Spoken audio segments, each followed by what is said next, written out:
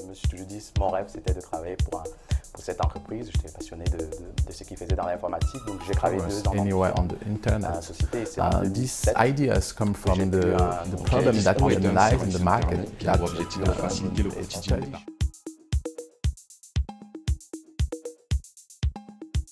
Je suis le fondateur et actuellement un dirigeant de la structure eDispo que j'ai créée en 2010 avec 4 autres associés fondateurs qui ont pensé et imaginé cette entreprise avec moi.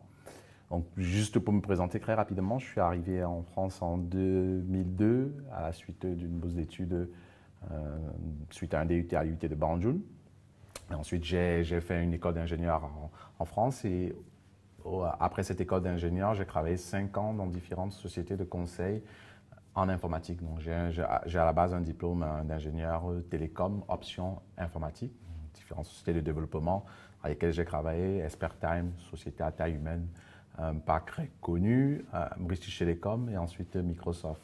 Et donc, en 2010, lorsqu'il y a cette idée eDispo, je décide de quitter Microsoft pour me lancer dans cette aventure entrepreneuriale parce que c'était quelque chose qui crottait toujours au bout de ma tête, de me lancer dans l'entrepreneuriat et surtout dans un projet qui pouvait avoir un impact mondial et permettre surtout d'exprimer toute sa passion avec tout ce que ça va avec dans l'entrepreneuriat. Et donc, j'ai réuni autour de moi cette équipe de 4 associés fondateurs et on est parti dans l'aventure et ce qu'est eDispo aujourd'hui qui développe notamment Sarah, qui est notre application principale, une assistante personnelle connectée.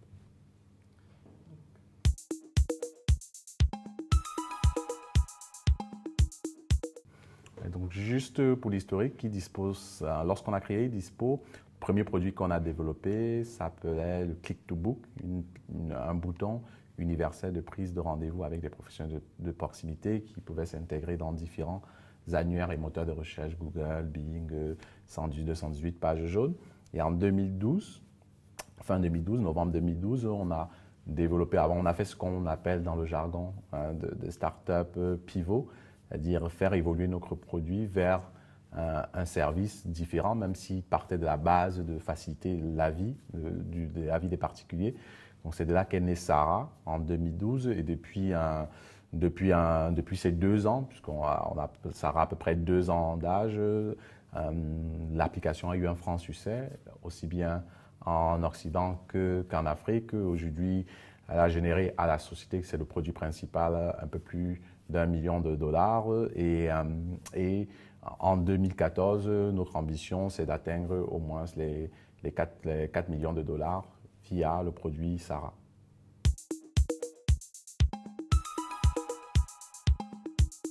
Donc Sarah est un assistant personnel connecté.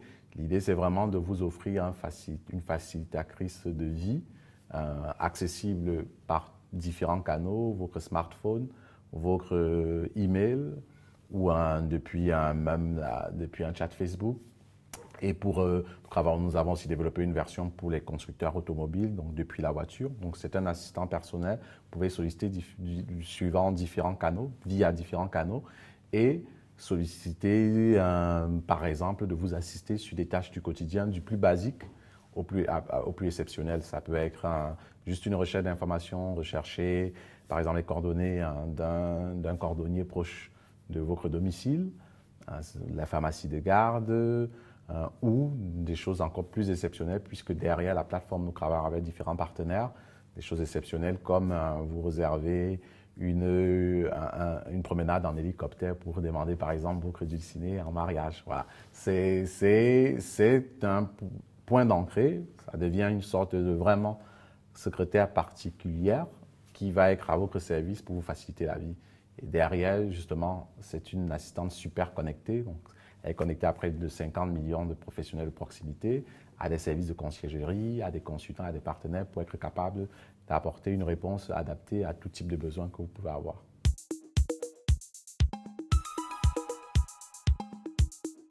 eDispo est parti même de l'essence de faciliter, c'est parti d'un besoin personnel. La première version, le premier service, comme je l'ai expliqué, de prise de rendez-vous, est parti du fait que je voulais prendre rendez-vous avec un médecin, un dentiste, et j'ai dû passer 15 coups de fil sur Paris. C'était pendant mes horaires, j'étais en mission chez un client, donc c'était une perte de temps, de gaspiller pour rien. Et l'idée, c'était de se dire, est-ce qu'il ne pouvait pas avoir une plateforme où je peux juste dire, j'ai envie de prendre rendez-vous avec un médecin, voilà mes contraintes, je peux de mercredi à jeudi après 18h, ou bien je vais me libérer le mardi après-midi, et tout est organisé pour moi. C'est vraiment de là, et lorsque, ça c'est un exemple sur le médecin, mais on le voit sur plein d'autres tâches du quotidien, où on perd du temps, c'est des tâches chronophages. Donc c'est aller de cette idée-là de dire une plateforme qui facilite et embellit le quotidien des particuliers.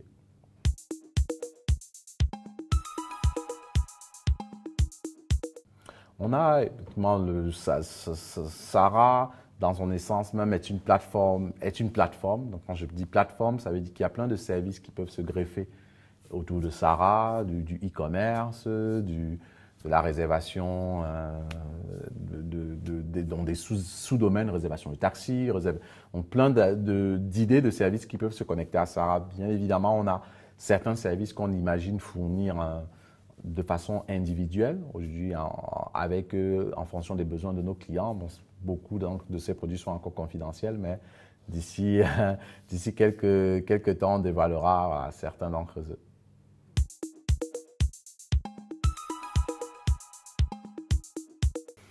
Je pense que même en Occident, c'est un parcours de combattant, la levée de fonds, même, et pour, je dirais, pour tout type d'entreprise, que ce soit des entreprises, quand je dis tout type d'entreprise, que ce soit des entreprises portées par des immigrés qui sont en France, ou même par des Françaises, c'est la même problématique, c'est un parcours de combattant. Parce que, notamment en France, on apprendra l'accès au financement de premier, ce qu'on appelle dans le jargon de l'amorçage, le financement d'amorçage.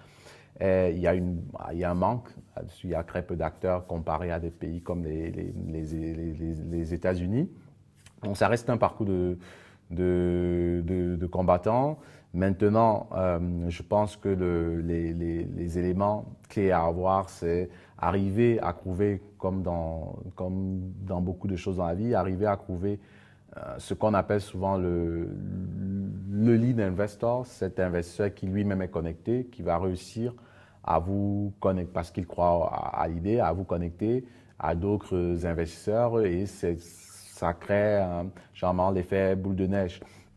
En Occident, ce qui est un peu avantageux, c'est qu'il y a quand même un certain nombre de réseaux de ce qu'on appelle des business angels, un peu organisé, sur lequel vous pouvez au moins aller soumettre votre idée, les rencontrer. C'est un parcours de combattant parce qu'il faut faire une tonne de présentations, il faut voir différents réseaux, il faut bien sélectionner le réseau qui est adapté aux produits ou aux services qu'on essaye de faire. Et souvent, vous allez prendre 3 mois à discuter avec un réseau de business angel, et au final, l'investissement, même le ticket moyen apporté par ce réseau, peut être faible par rapport à ce que vous recherchez. Donc, il faut avoir plusieurs réseaux.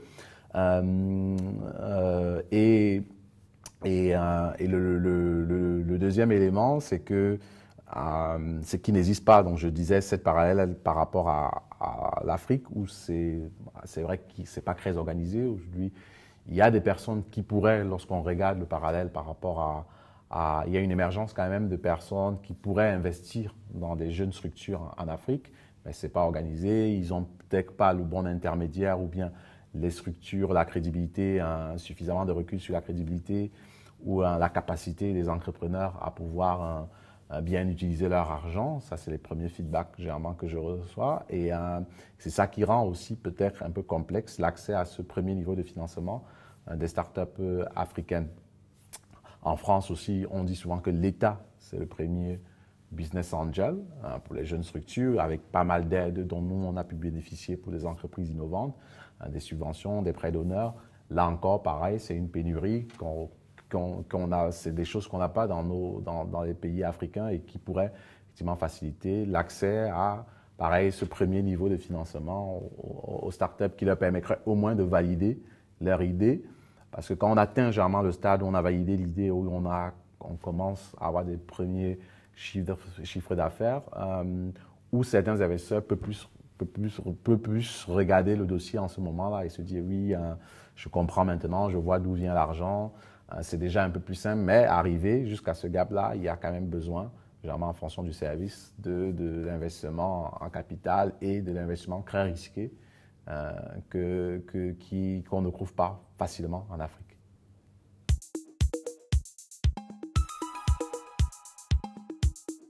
On a essayé ce qu'on appelle des intermédiaires, des leveurs de fonds en France, mais très vite, on s'est rendu compte que la valeur ajoutée par rapport au stade où on en était et nous-mêmes aux discussions qu'on avait déjà avec différents cabinets de capital, risqueurs ou bien des business angels, que la valeur ajoutée pour nous était faible. Donc finalement, on allait en direct.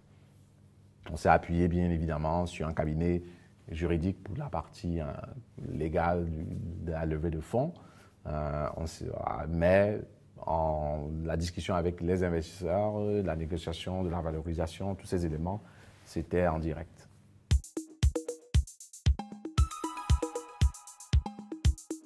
Comme partout dans le monde, même en France, aujourd'hui, les banques ne suivent pas du tout l'investissement, le capital risque, parce que, en tout cas, les investissements de type capital risque, parce que une banque a besoin d'avoir une certaine sécurité, d'investir avec un risque mesuré. Et autant, donc, c'est la même chose en Occident, et donc c'est la même chose en Afrique. Le capital risque peut permettre, comme je le disais, l'État peut jouer un rôle, comme c'est le cas en France, de donner un premier niveau d'aide, de subvention pour inciter justement, permettre, comme je disais, aux jeunes entrepreneurs de passer du stade où il a une idée à au moins montrer déjà, avoir fait une sorte de démonstration de l'exécution et de la pertinence de son idée. Maintenant, derrière, il doit suivre des capitaux risqueurs qui vont être capables de venir investir et la banque peut intervenir peut-être encore dans du capital développement, mais lorsque l'entreprise a déjà passé un certain stade, de démontrer l'idée, de montrer la pertinence du modèle économique, et donc là, ils prennent moins de risques. Mais oui, définitivement, avoir des réseaux de business angels, comme on le voit, peut-être structurés en Afrique, permettront et l'aide des États peuvent permettre justement à nos jeunes entrepreneurs de passer cette première barrière.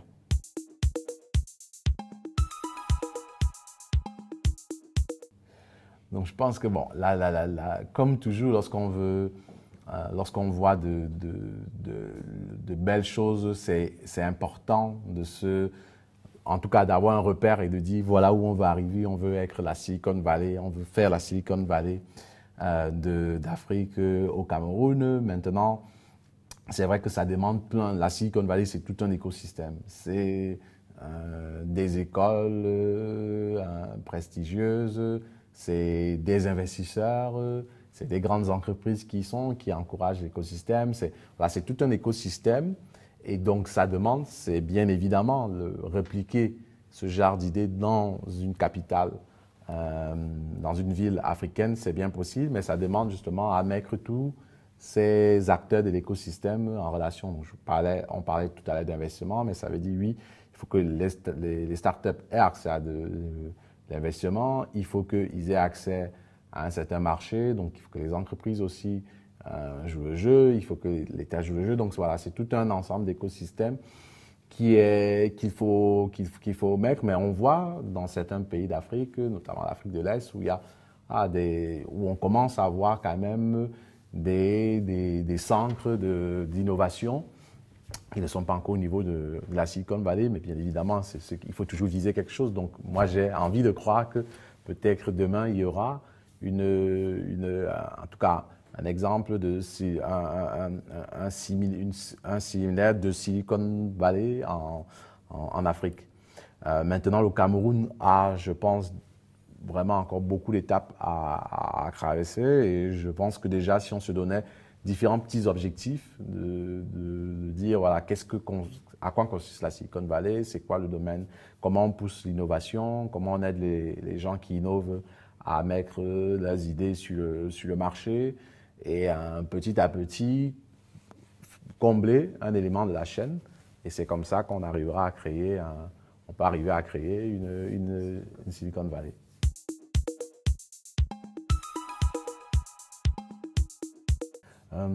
Oui, moi, je dirais, le Fonds d'Institut a été vraiment un élément déclencheur pour moi.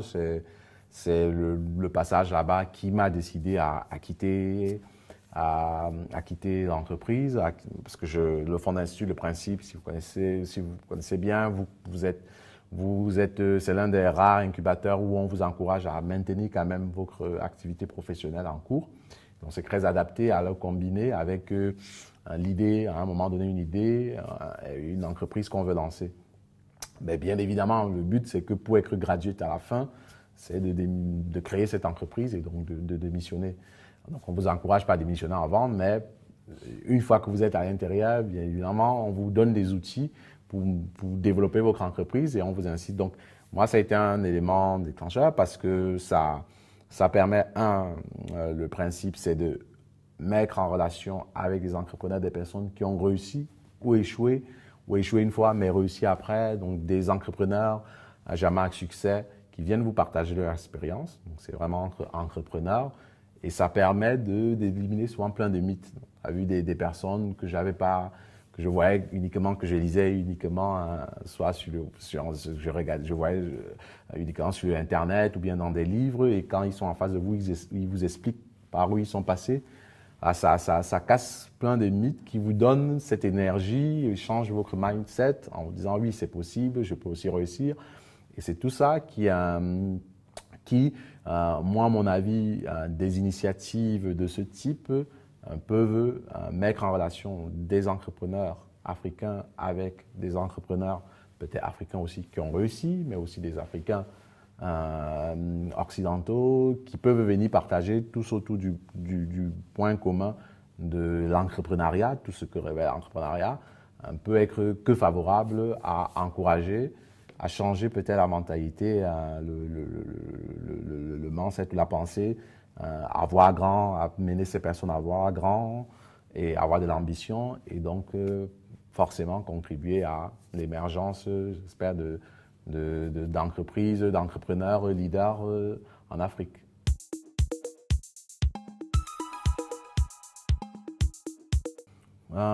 Oui, moi je le fais déjà naturellement, mais bien évidemment, je crois beaucoup effectivement au mentoring, à partager avec eux, à échanger, à cet échange qu'il peut avoir entre des entrepreneurs qui sont déjà sur le terrain, ceux qui démarrent. Je crois beaucoup à ça. On a monté à côté d'Idispo avec des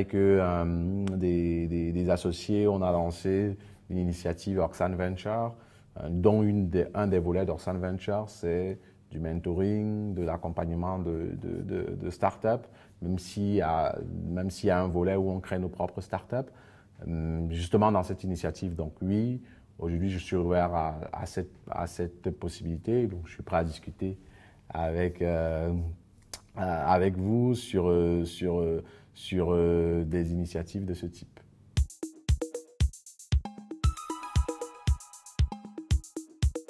Oui, je pense que l'échange est évidemment nécessaire et est une expérience qui permet non seulement sur le plan intellectuel d'avoir une certaine ouverture, mais même sur le plan social, et ça contribue forcément à l'ingénieur de voir les choses différemment, de voir les choses hors de son périmètre de son périmètre local. Bien évidemment, tout le monde ne peut pas voyager, tout le monde n'a pas cette chance, même l'État ne peut pas faire voyager tout le monde.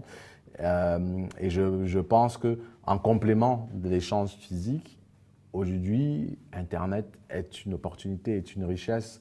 Lorsqu'on voit Harvard publie des cours complètement en ligne, Stanford, MIT, toutes ces écoles, il y a des années, il fallait voyager pour avoir accès à un cours du niveau de MIT. Aujourd'hui, on peut rester chez soi avec, bien évidemment, il faut l'infrastructure avec la bonne infrastructure et avoir accès à de la connaissance justement de l'Occident en restant. Donc je pense qu'il y a aussi cet aspect-là qu'il faut encourager. C'est bien évidemment, comme je disais, tout le monde ne peut pas partir ou avoir cette chance, mais les États ou des initiatives comme des associations, associations ONG ou autres organisations, favoriser cet accès à la connaissance mondiale via le e-learning ou ce qu'on appelle dans le jargon MOOC, Massive Online Courses.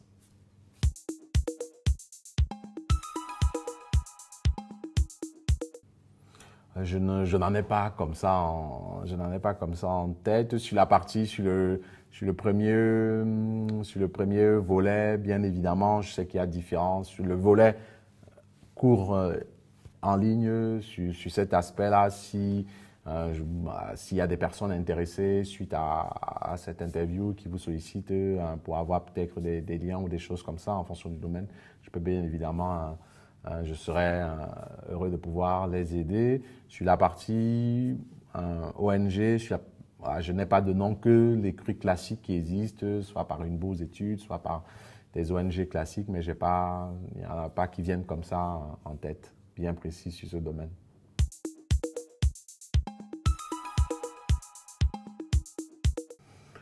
Oui, c'est une problématique qu'on retrouve encore une fois partout, de faire travailler des grandes entreprises qui ont leur processus, qui ont leur timing. Déjà, une des grosses différences, c'est que voilà, on n'est pas du tout dans le même timing. Une start-up a un timing à souvent 1 mois, 2 mois. Alors quand vous allez voir un grand compte et vous voulez présenter vos produits, on vous dit OK, on a regardé les agendas, on se voit dans 3 mois.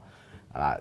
Donc il y a pas mal de difficultés entre ces deux mondes-là, mais il y a aussi différentes initiatives qui essayent de faciliter le travail de ces deux. Il y a une initiative, tout ce qui tourne autour de l'open innovation, qui incite les entreprises à ouvrir une partie de leurs innovations aux grandes entreprises en créant des pôles innovation au sein de la grande entreprise qui peuvent être plus flexibles, plus dynamiques. En gros, une start-up au sein de la grande entreprise. Après, en Afrique, déjà, il y a à arriver à éduquer les grandes entreprises sur qu'est-ce que les startups, sur la notion d'innovation, qu'est-ce que les startups pourraient, les jeunes entreprises, donc quand je parle de startups, pourraient leur amener en termes de justement contribuer eux-mêmes à leur propre innovation sur le marché, créer des circuits effectivement de peut-être mentoring encore avec une personne. Nous, on fait par exemple partie ici de l'incubateur Renault qui nous a mis à disposition un mentor. Et donc, l'idée, c'est de se dire, on peut s'appuyer sur ce mentor, déjà parce que quand j'ai une grande entreprise, on ne sait pas qui fait quoi. Ce mentor va être, entre guillemets, l'ambassadeur de la jeune entreprise à l'intérieur de la grande entreprise, identifier quels sont les départements qui peuvent avoir besoin de l'entreprise. Donc ça, c'est d'autres exemples d'initiatives qui peuvent permettre à faciliter le travail entre ces deux mondes. Donc, une petite entreprise travaille avec une grande entreprise, c'est, comme on dit, c'est un couteau à double tranchant. On a vu des cas où ça peut tuer la start-up parce que, comme je vous disais, vous n'êtes pas dans le même timing.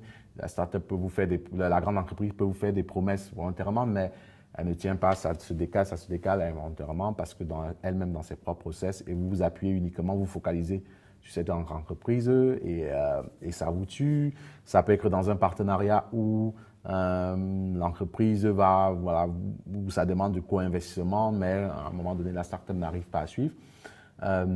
Donc, ça demande bien évidemment, je parlais de couteau à double tranchant, mais évidemment, lorsqu'on a un produit où on peut avoir un partenariat, un achat, tout de suite d'une grande entreprise, ça peut aussi complètement multiplier vos chances de réussite.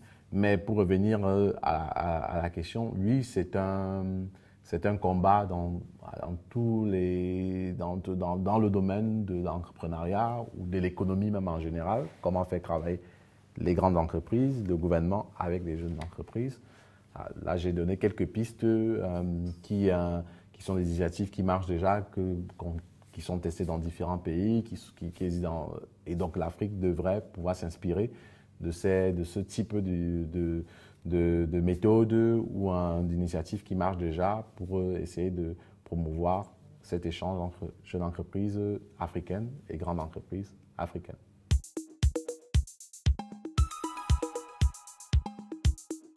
Moi, la première chose qui me vient dire, c'est le travail, c'est ce qui fait le quotidien d'un entrepreneur. Travail, c'est ce qui paye. C'est se donner à fond dans ce qu'on fait et ne pas lâcher. Donc, voilà, c'est même, je dirais, c'est le carburant principal de l'entrepreneur au jour le jour.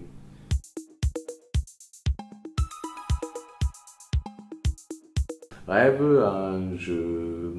dans le quotidien Idispo, on a toujours une ambition qui pouvait se rapprocher du rêve. Et je pense que même si on se dit que ça n'arrivera pas, c'est bien c'est bien de voir les choses en grand et de rêver. Et même si on n'atteint que 10% de ce rêve, ce sera toujours déjà quelque chose de bien. Donc voilà, le rêver, pour ne pas se donner des limites dans les idées, parce que c'est souvent dans les choses les plus folles où il peut avoir des innovations. Donc, je pense que quand on est dans l'innovation, il faut être rêveur ou avoir un rêveur, parce que souvent, il faut ramener les choses à terre, ou au moins avoir un bon rêveur dans son équipe. C'est essentiel.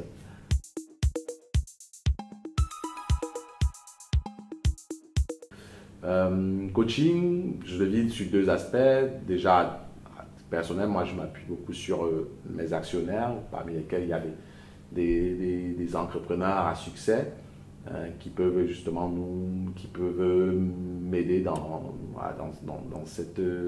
ma vie d'entrepreneur. Et dans l'autre sens, comme je disais, des personnes, d'autres entrepreneurs qui peuvent venir me solliciter sur différents aspects aussi de leur projet entrepreneurial.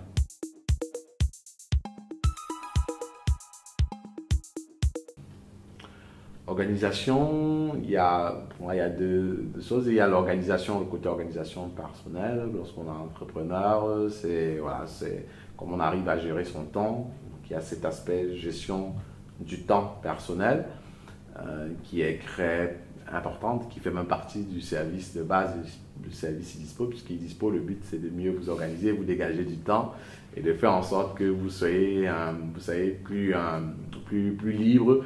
En tout cas, vous concentrer sur des tâches à forte valeur ajoutée pour vous. Et puis, il y a l'autre partie organisation. Je ne sais pas de quelle organisation on parlait, mais aujourd'hui, on arrive dans un stade de Idispo où une entreprise qui commence à dépasser millions de chiffres d'affaires doit être organisée, structurée pour être capable d'assurer de supporter cette croissance et ce développement.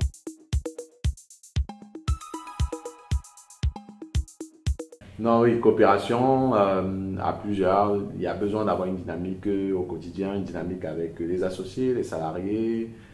Partager, ça reste l'entrepreneuriat, c'est d'abord tout une aventure humaine.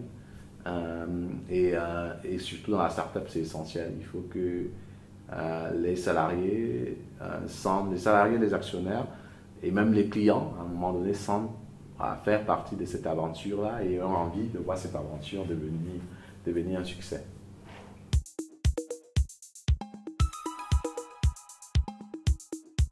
Alors, je le ramènerai je tricherai un peu, mais je le ramènerai au produit en disant, dans le quotidien, c'est de toujours penser à l'aspect design et esthétique de son produit et de faire en sorte de son produit, de son site Internet, c'est aussi des éléments importants quand même de l'image, important dans notre société d'aujourd'hui.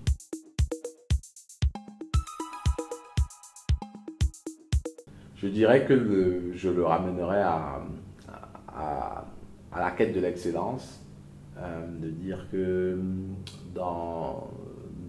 avant de me lancer dans l'entrepreneuriat, je vous prenais l'excellence de dire voilà, il faut aller jusqu'au bout des choses, il faut avoir et donc aller au bout des choses lorsqu'on décide de prendre effectivement ce pari du savoir, c'est de se pousser jusqu'au bout. Bien évidemment, on serait tenté de dire qu'il y a des entrepreneurs qui ont réussi sans pourtant avoir des diplômes.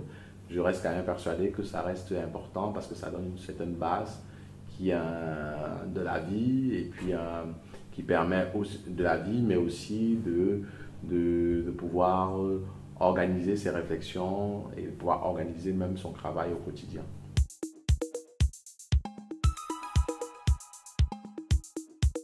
On a démarré en Afrique beaucoup par opportunisme d'abord, puisque notre ambition visait d'abord le service, nous visions d'abord le marché européen, américain,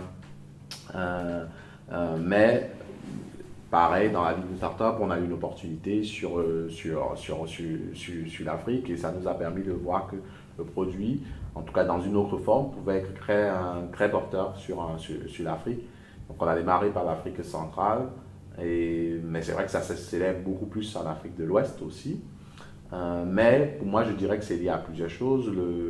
On est dans le domaine des nouvelles technologies et force est de constater qu'ils sont quand même beaucoup plus en avance en termes d'infrastructures technologiques que beaucoup de pays d'Afrique centrale.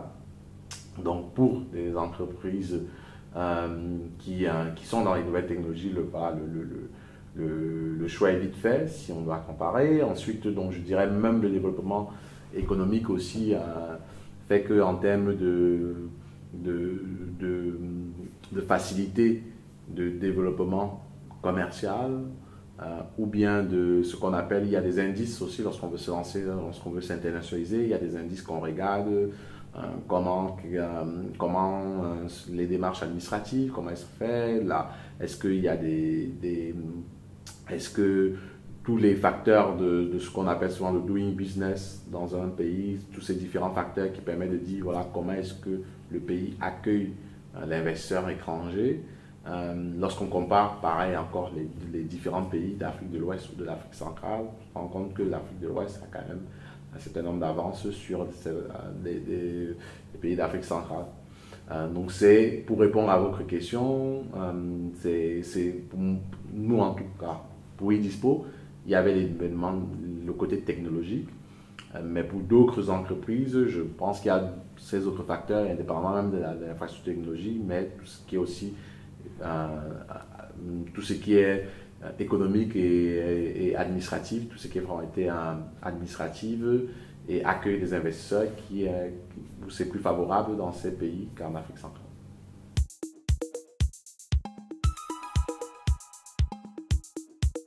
Oui, c'est le point, vous levez un point vraiment très sensible et la sécurité des données personnelles font partie des valeurs et de la charte même du service de SARA, puisqu'on vend un assistant personnel. Donc, un assistant personnel est censé avoir accès à votre vie personnelle et des données très sensibles, des données d'ordre médical, de votre vie privée.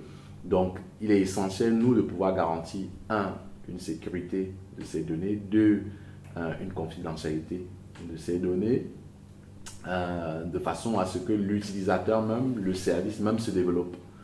Parce que plus l'un des éléments clés de notre service, c'est plus vous utilisez SARA, plus le système doit être à même de vous connaître et d'anticiper vos besoins, puisque l'idée derrière, c'est que l'assistant puisse être proactif et puisse justement vous faciliter même des tâches sur des choses que vous n'aurez pas, en tout cas, vous n'aurez pas forcément, vous aurez oublié, ou des différents éléments. Et pour ça, c'est essentiel de pouvoir avoir accès et donc avoir la confiance de l'utilisateur. Donc, oui, aujourd'hui, nous collectons ces informations et dans notre charte, on se donne, et c'est même essentiel à la vie d'eDispo, de ne pas les divulguer à un tiers. Consommer de la big data, oui, mais toujours pour améliorer, justement, compléter les informations qu'on a déjà, pour améliorer. Vous nous dites, OK, vous utilisez le service, vous êtes Monsieur Julien, c'est essentiel d'aller pouvoir nous parcourir les réseaux sociaux, pouvoir peut-être avoir des informations sur vos envies, regarder votre LinkedIn pour voir votre statut social, différents votre posts, pour être capable, lorsqu'on vous fait des recommandations, pouvoir le faire de façon adaptée. Donc le Big Data, oui, c'est une vraie opportunité. Mais bien évidemment, ça a des enjeux comme la sécurité des données personnelles. Mais je pense que tout ça doit juste être bien encadré, faire que l'utilisateur reste maître d'un certain nombre d'éléments. Mais les bénéfices sont juste énormes pour se dire qu'on doit empêcher l'émergence des applications qui vont s'appuyer sur cette collecte d'informations et utilisation des données personnelles. Mais bien évidemment, ça doit être cadré et bien encadré par la loi et permettre à l'utilisateur de garder le contrôle de ces données.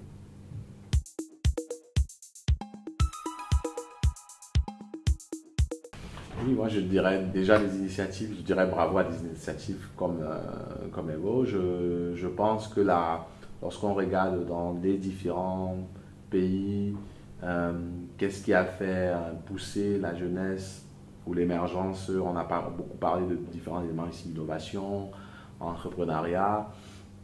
C'est aussi par des initiatives de ce type-là faire que des personnes puissent partager leur expérience, créer des cercles d'échange pour que les entrepreneurs la jeunesse ne se sente pas seule. Et ce que je dirais aussi à la jeunesse, c'est l'entrepreneuriat est justement une forme de prendre possession de son destin. Et aujourd'hui, c'est clair qu'on va demander beaucoup à l'État d'améliorer un certain nombre de choses, de créer les conditions nécessaires à faciliter l'entrepreneuriat, mais il ne faut pas non plus être raciste et se dire ok, comme rien ne se fait et être fataliste, mais c'est d'essayer. Et c'est souvent justement dans les environnements très difficiles où les risques sont aussi élevés que le gain peut être important. Et donc la persévérance fait même partie des valeurs que doit avoir un entrepreneur. Donc ce que je dirais, c'est aujourd'hui il y a énormément d'opportunités dans le monde, il y a énormément de possibilités qui sont données aujourd'hui.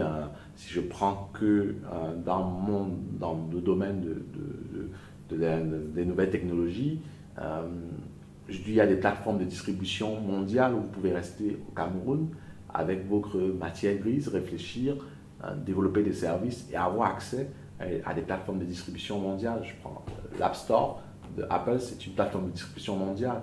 Facebook, le marché d'applications de Facebook, c'est une plateforme d'application mondiale.